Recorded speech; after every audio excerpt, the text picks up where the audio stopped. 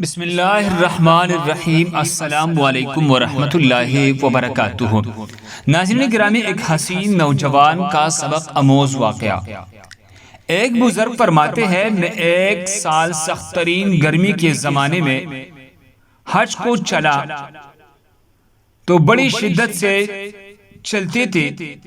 ایک دن جب میں وسط حجاز میں پہنچا تو اتفاقاً قافلہ سے بچھڑ گیا اور مجھ کو غنودگی سی آ گئی۔ دفعتاً آنکھ جو کھلی تو اس جنگل بیابان میں ایک آدمی نظر آیا تو میں جلدی اس کے طرف چلا تو دیکھا ایک کمسن لڑکا تھا جس کی داڑھی بھی نہ نکلی تھی اور اس قدر حسین کی گویا 14ویں رات کا چاند ہے، بلکہ دوپہر کا سورج اس پر ناز و نعمت کے کرشمے چمک رہے ہیں۔ میں نے اس کو سلام کیا، اس نے کہا، ابراہیم وعلیکم السلام۔ میرا نام لینے پر مجھے انتہائی حیرت ہوئی اور مجھ سے سکوت نہ ہو سکا۔ میں نے بڑے تعجب سے پوچھا کہ صاحبزادے، تجھے میرا نام کس طرح معلوم ہوا؟ تو نے تو مجھے کبھی دیکھا بھی نہیں۔ کہنے لگا، ابراہیم، جب سے مجھے معرفت حاصل ہوئی میں انجان نہیں بنا، اور جب سے مجھے وصال نصیب ہوا کبھی فراق نہیں ہوا۔ میں نے پوچھا، اس سخت گرمی میں اس جنگل میں تجھے کیا مجبوری کھینچ کر لائے؟ کہنے لگا، ابراہیم، اس کے سوا میں نے کبھی کسی سے انس پیدا نہیں کیا اور نہ اس کے سوا کسی کو ساتھی اور رفیق بنایا۔ میں اس کی طرف بالکلیہ منتقل ہو چکا ہوں اور اس کے معبود ہونے کا اقرار کر چکا ہوں۔ میں نے پوچھا، تیرے کھانے پینے کا ذریعہ کیا ہے؟ کہنے لگا، محبوب نے اپنے ذمہ لے رکھا ہے۔ میں نے کہا، خدا کی قسم، مجھے ان عوارض کی وجہ سے جو میں نے ذکر کی تیرے جان کے ہلاک ہونے کا اندیشہ ہے۔ تو اس نے روتی ہوئی کہ اس کی آنکھوں سے آنسو کی لڑی موتیوں کے طرح سے اس کی رخساروں پر پڑ رہی تھی۔ چند شعر پڑھی جن کا ترجمہ ہے، کون شخص ڈرا سکتا ہے مجھ کو جنگل کی سختی سے، حالانکہ میں اس جنگل کو اپنے محبوب کے طرف چل کر قطع کر رہا ہوں اور اس پر ایمان لا چکا ہوں۔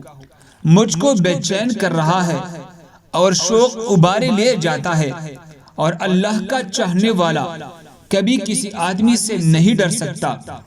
اگر مجھے بھوک لگے گی تو اللہ کا ذکر میرا پیٹ بھرے گا، اور اللہ کی حمد کی وجہ سے میں پیاسا نہیں ہو سکتا، اور اگر میں ضعیف ہوں تو اس کا عشق مجھے حجاز سے خراسان تک یعنی یورپ سے بچھم تک لے جا سکتا ہے، تو میرے بچپن کی وجہ سے مجھے حقیر سمجھتا ہے۔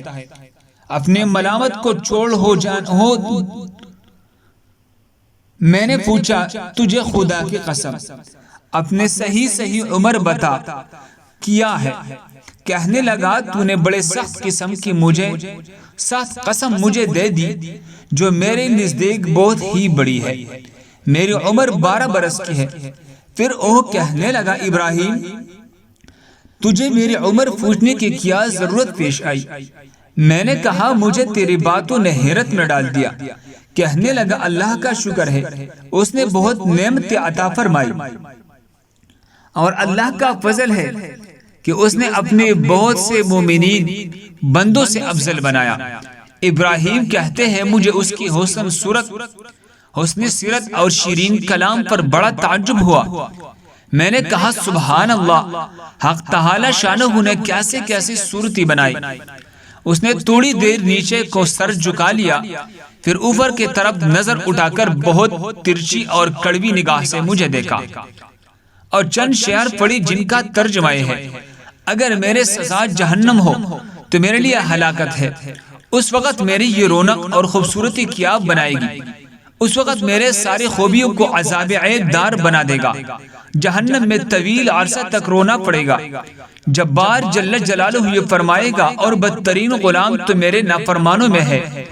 تو نے دنیا میں میرا مقابلہ کیا، میرے حکم عدولی کی، تو میرے عہد و پیمان کو جوازل میں ہوئی تھی بول گیا تھا، یا میرے ملاقات کو بول گیا تھا۔ تو اس دن دیکھے گا کہ فرمانبرداروں کی منہ 14ویں چاند کے رات کے چاند کی طرح چمک رہے ہوں گے۔ حق تعالی شانو اپنے اوپر سے انوار کے پردے ہٹا دیں گے، جس کی وجہ سے یہ فرمانبردار اس پاک ذات کی زیارت سے ایسے مبہوت ہو جائیں گے، اس کے مقابلے میں ہر نعمت، ہر راحت قبول جائیں گی۔ حق تعالی شانو ان فرمانبرداروں کو ہیبت اور خوشنودی کا لباس پہنائیں گے، ان کے چہروں کو رونق اور شادابی عطا ہوگی۔ یہ اشعار پڑھ کر کہنے لگا، اے ابراہیم، مہجور وہ ہے جو دوست سے منقطع ہو گیا، اور وصال اس کو حاصل ہے جس نے اللہ تعالیٰ کی اطاعت سے وافر حصہ لیا۔ ابراہیم اپنے رفقائے سفر سے بچھڑ گئی۔ میں نے کہا، ہاں میں ایسے ہی رہ گیا، تجھ سے اللہ کے واسطے سوال کرتا ہوں کہ تو میرے لیے دعا کرے کہ میں اپنے ساتھیوں سے جا ملوں۔ میرے اس کہنے پر اس لڑکے نے آسمان کی طرف دیکھا، کچھ آہستہ آہستہ زبان سے کہا، مجھے اس کی ہونٹ حرکت کرتی ہوئی معلوم ہوئی۔ اس وقت مجھے دفعتاً نیند کا جھونکا سا آیا یا بے ہوشی سی ہوئی۔ اس سے جو میں نے افاقہ پایا تو قافلے کے بیچ میں اونٹ پر اپنے آپ کو پایا۔ میرے اونٹ پر جو میرا ساتھی تھا وہ مجھ سے کہہ رہا تھا، ابراہیم ہوشیار رہو، سنبھل رہو، ایسا نہ ہو اونٹ پر سے گر جاؤ۔ اور اس لڑکی کا مجھ کو کچھ پتہ نہ چلا، وہ آسمان پر اڑ گیا یا زمین کے اندر اتر گیا۔ جب ہم سارا راستہ طے کر کے مکہ مکرمہ پہنچ گئے، میں حرم شریف میں داخل ہوا تو کیا دیکھتا، وہ لڑکا کعبہ شریف کا پردہ پکڑے ہوئے رو رہا ہے، چند شعر پڑھ رہا ہے جن کا ترجمہ ہے، میں کعبہ کا پردہ پکڑ رہا ہوں، بیت اللہ کی زیارت بھی کر رہا ہوں، لیکن دل میں جو کچھ ہے اس کو اور راز کی بات کو خوب جانتا ہے۔ میں بیت اللہ کی طرف پیدل چل کر آیا ہوں، کہیں سوار نہیں ہوں، اس لیے کہ میں باوجود اپنی کمسنی کی فریبتہ عاشق ہوں۔ میں بچپن ہی سے تجھ پر مرنے لگا ہوں، جبکہ میں عشق کو جانتا بھی نہ تھا۔ اگر لوگ ملامت کرے کس بات پر تو میں ابھی عشق کا طفل مکتب ہوں۔ اے اللہ، اگر میرے موت کا وقت آ گیا ہو تو شاید میں تیرے وصل سے بہرا یاب ہو سکوں۔ اس کے بعد وہ بے اختیار سجدہ میں گر گیا اور میں دیکھتا رہا۔ اس کے بعد میں اس کے پاس گیا اور اس کو ہلایا تو وہ انتقال کر چکا تھا۔ ابراہیم کہتے ہیں، مجھے اس انتقال کا بڑا سخت صدمہ ہوا۔ میں وہاں سے اٹھ کر اپنے قیام گاہ پر آیا، اس کی کفن دینے کے لیے کپڑا لیا، مدد کے لیے 2 آدمی ساتھ لے اور وہاں پہنچا جہاں اس کو مردہ چھوڑ کر آیا تھا۔ اس کے ناش کا کہیں پتہ نہ چلا۔ وہاں دوسری حاجیوں سے دریافت کیا، مگر کسی کو بھی پتہ نہ تھا۔ کسی نے ان کو دیکھا تو میں سمجھا کہ اللہ تعالیٰ نے اس کو لوگوں کی آنکھوں سے پوشیدہ فرما رکھا تھا۔ میں وہاں سے اپنے قیام گاہ پر واپس آ گیا، مجھے کچھ غنودگی سے آ گئی۔ میں نے خواب میں دیکھا وہ ایک بہت بڑے مجمع میں ہے، سب سے پیش ہے اور اس پر اس قدر نور چمک رہا ہے اور ایسے عمدہ جوڑے ہیں کہ ان کی صفت بیان میں نہیں آ سکتی۔ میں نے اس سے پوچھا، تو وہی لڑکا ہے؟ کہنے لگا، میں وہی ہوں۔ میں نے پوچھا، کیا تیرا انتقال نہیں ہوا؟ اس نے کہا، ہاں ہو گیا ہے۔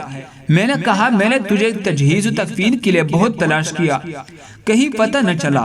کہنے لگا، ابراہیم سن، جس نے مجھے میرے شہر سے نکالا، اپنی محبت میں فریبتہ کیا اور میرے عزیز و قارب سے جدا کیا، اس نے مجھے کفن دیا، کسی دوسرے کا محتاج بننے نہیں دیا۔ میں نے پوچھا، حق تعالی شانہ نے مرنے کے بعد تیرے ساتھ کیا معاملہ کیا؟ اس نے کہا، اللہ جل شانہ نے مجھے اپنے سامنے کھڑا کیا، فرمایا کہ تو کیا چاہتا ہے؟ میں نے عرض کیا، الہی مقصود ہے، تیری ہی مجھے آرزو ہے۔